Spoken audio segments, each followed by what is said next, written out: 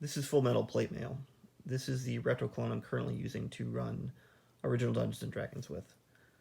When I say original Dungeons and Dragons, what I'm referring to is the three little brown books in a white box, or wood grain box if you're wealthy. And this is the 1974 version of the rules. There's a lot of retro clones for this type of a game. This is not one of the more well-known ones, but the reason, or one of the reasons I'm using it, is because it is more faithful to one of the aspects of the game. And that's what I'm going to talk about today, is how combat ability and saving throws advance for player characters in level groups. In a more modern terminology, that might be described as tiers of play. And I made a little chart here to kind of illustrate what I mean. So originally, using a descending armor class of 9 being unarmored, 2 being plate mail with shield, the different classes would advance in combat ability on this matrix in groups of 3 if you're a fighter, groups of 4 if you're a cleric, and groups of 5 if you're a magic user. These classes also would advance in their saving throws in the same kind of manner. So once a fighter would hit level 4, they'd go from hitting an AC 9 with a 10 to an 8. It would take a clerics hitting level 5 to make that happen. And even though clerics have a faster level advancement in terms of their experience points that they would need to get to the next level, they don't ever catch up to the fighter in terms of level advancement when it comes to combat ability. Now, strictly in original Dungeons & Dragons, 0 level or normal men would fight as first level fighters. However, in the 1977 Holmes basic set, is, to my knowledge, the first place that normal men started hitting AC 9 with an 11. This continued into the BX rules from 1981.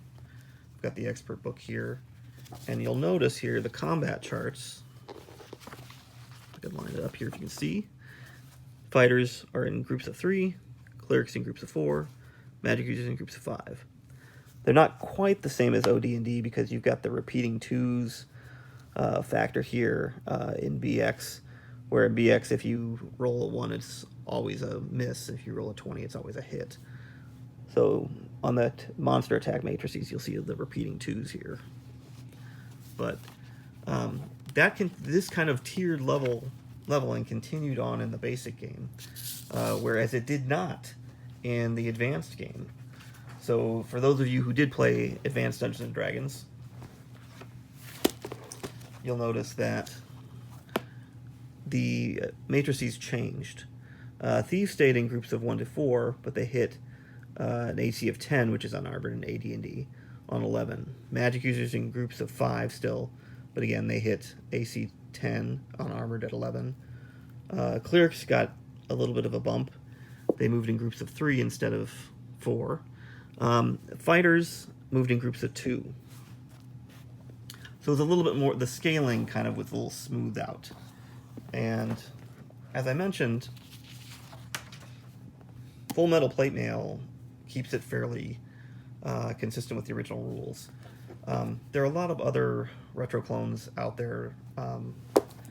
For instance, Swords and Wizardry Core, Iron Falcon, both of these do a 3 little brown books plus the Greyhawk supplement. And they smooth out that combat ability.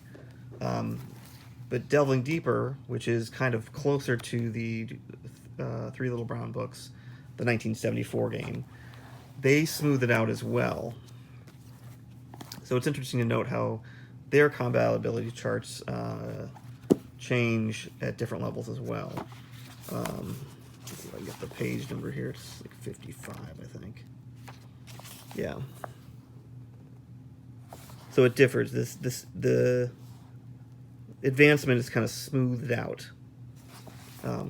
Now, one's not necessarily better than the other, but I was interested in exploring this original kind of matrices and see what it does to the game. And I have a couple theories that have yet to bear out because I haven't really run my campaign far enough yet. But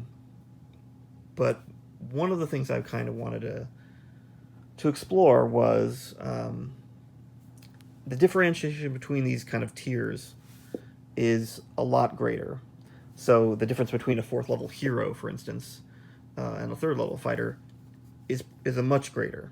And then yet again, it's much greater when they hit 7th level from 6th level. There's a jump of 3 points there.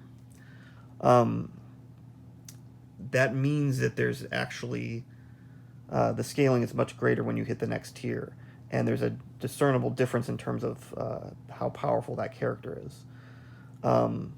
There's also a little bit more room for things like magic weapons that have a bonus. So that +1 sword does some of the scaling for you. And in the 1974 game, there's not as many bonuses. For instance, strength doesn't give you a +1 to hit necessarily for having a high strength. Whereas in BX, you could have up to a +3 because of ability. So that makes a big difference too. There are a few retro clones that do this as well, besides Full Metal Plate Mail. Old School Essentials is pretty much a rewriting or reworking of BX, so that too has those tiers of play. Blueholm, the journeyman rules, which extend play up, I think, till 20th, they hold consistent with the leveling of groups of 3, groups of 4, groups of 5 for the fighters, clerics, and magic users. And it's one of the things I'm kind of interested in kind of exploring as I kind of get back into, or get into OD&D and finding out how that style of play really works when you don't have, a +2 to hit with a 16 strength, that kind of thing. It's a much flatter style of play that is more attractive to me as I continue to kind of delve into the roots of the hobby. The reason being is just as a reaction to carrying, all these floating bonuses from swords and ability scores and advancement. It's interesting to kind of go back to something that's much more simpler on a smaller scale. And I'm interested to see what other people think too about this. As Old School Essentials kind of becomes more popular, I'm wondering how this kind of tiering affects other retro clones or the perceived style of play. So, if you have any thoughts you can put them below in the comments. I'm interested in hearing what other people's thoughts about this are. If there's reasons why something like this was left behind in favor of AD&D, again, this isn't something that's good or bad. It's a mechanic. It's something that affects the play, and I'm interested in exploring that and hearing what other people's thoughts are.